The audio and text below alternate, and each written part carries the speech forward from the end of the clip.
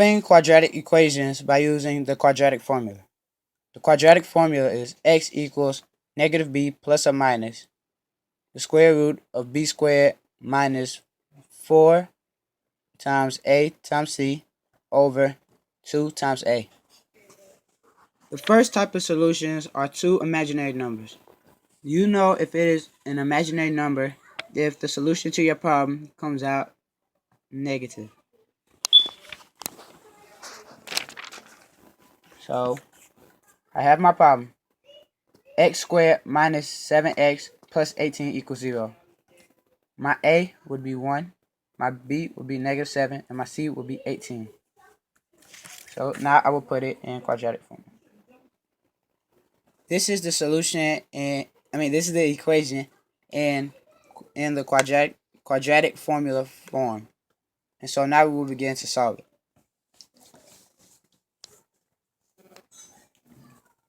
So as you can see, the negative times the negative 7 gave us a positive. Because negative times negative give you positive.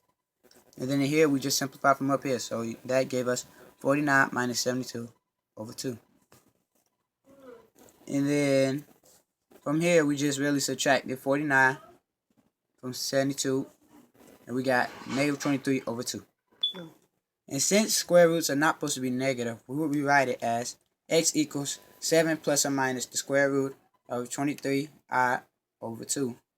The I stands for negative 1. The square roots of negative 1, my bad. So our simplified answer would be x equals 7 plus or minus I square root 23 over 2. So now our next equation is 3x squared minus 6x plus 14 equals 0.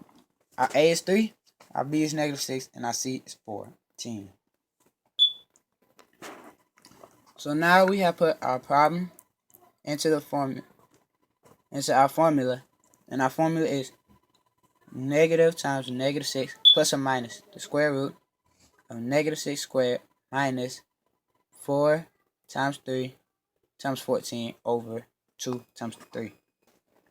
Now that we have kind of plugged in and solved for some of our problem, we have x equals 6 plus or minus the square root of 36 minus 168 over 6.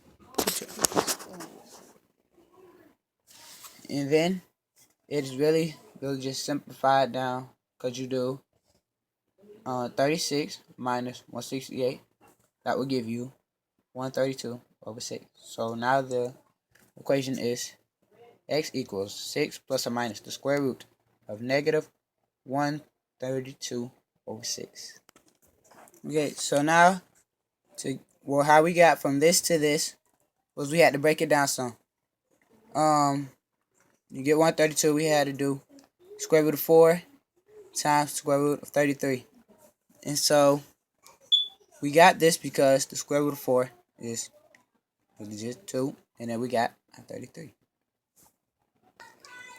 But now the problem still isn't finished, because now we had to get from this to this, we had to simplify. So you see the 6, so you ready to divide everything in the problem by 6. And so that's how we got.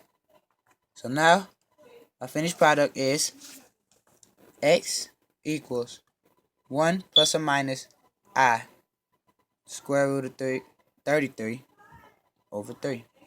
And this is our finished product. Okay, so this is our last imaginary problem. This one is 3/4 x squared minus 2x plus 6 equals 0. Our a is 3/4, our b is negative 2, and our c is 6. Alright, so by now you know what we do from here. You kind of just plug in and start solving this. So now our equation is x equals 2 plus or minus the square root of 4 minus 18 over 3 over 2. So from here, just like last time,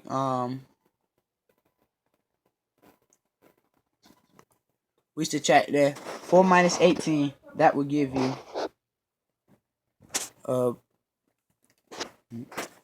this get 4 minus 18 gave us negative 14, but this goes from negative 14 to 14i because I is also a negative 1.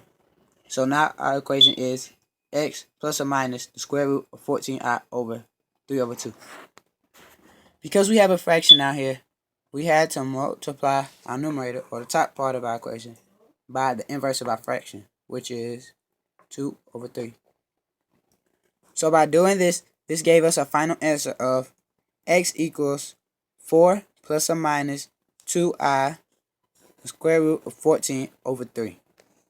Okay, so the next type of solution we have are two real numbers.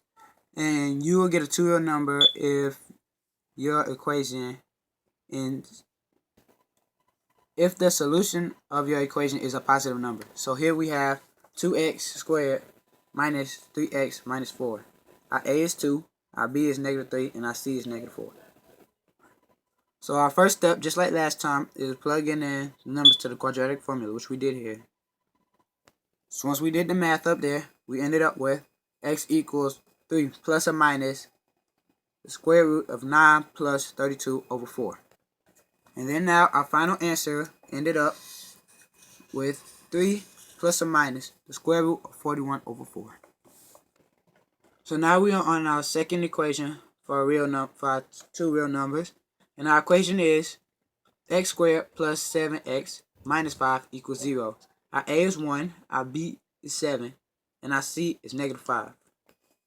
And so as we've been doing for the longest, we plugged in our numbers to the formula, and this is what we got so far. And after kind of like simplifying or solving for it a little bit, we have gotten x equals negative 7 plus or minus the square root of 49 plus 20 over 2. And by doing 49 plus 20, we have gotten as our final answer x equals negative 7 plus or minus the square root of 69 over 2. And then our last equation or example for two real numbers is a harder one. It is half x squared plus 5x minus 2 equals 0. Our a is half, our b is 5, and our c is negative 2. So like stated before, all we do is plug in our numbers from up here into the equation. And then from up there, we end up with x equals negative 5 plus or minus the square root of 25 plus 4 over 1. And then as our finished answer, we get x equals negative 5 plus or minus the square root 29. Now we're on our last type of equation, which is one real number. These are when the solution to your question comes out to be 0. And under the square root sign, it turns out to be 0. So our equation is 4x squared minus 4x plus 1 equals 0. A equals 4, b equals negative 4, and c equals 1. So like done in our previous questions, we plugged in our numbers up here into the equation. And since we already knew what it was going to be, it ended up to be x equals 4 plus or minus the square root of 0 over 8. And so our final answer would be 1/2. 4.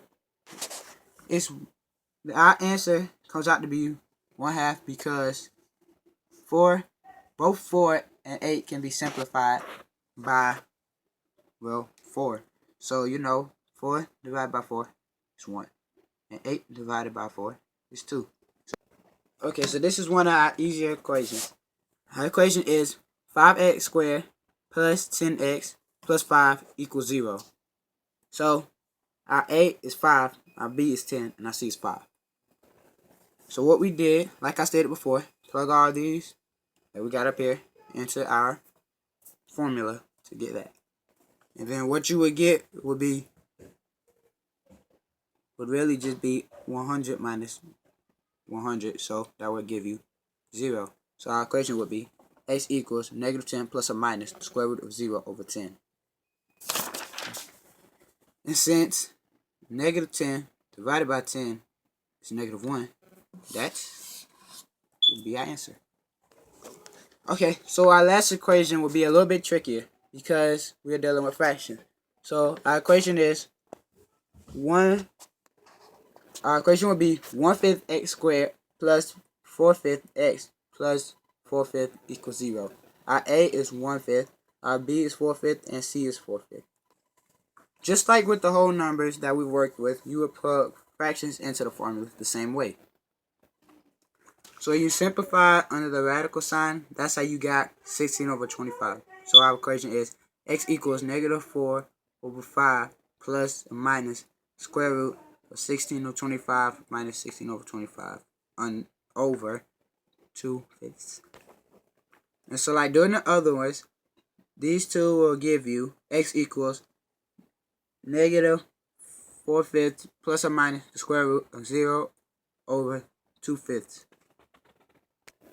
And so our ending answer is 2.